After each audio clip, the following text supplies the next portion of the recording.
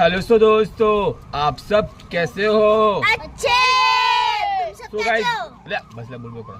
तो गाइस बहुत समय के बाद मैंने वीडियो बनाना स्टार्ट किया था, प्लस एम्बुलेंस आ रही है थोड़ी सी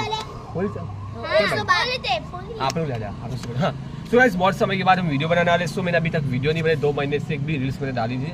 अपनी जो रील्स थी जूनी वही मैं एक दो बार डालता रहता था, फिर मैंने बंद कर दिया था।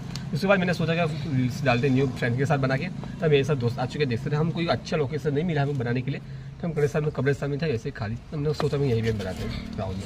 तो वीडियो बनाने वाले हो तो बहुत मजा आएगा। तो देखते प्लस हम एक ही स्केटिंग लेके आएंगे। तुमको भी सीखने मिलेगा ऐसा। Okay okay okay so good.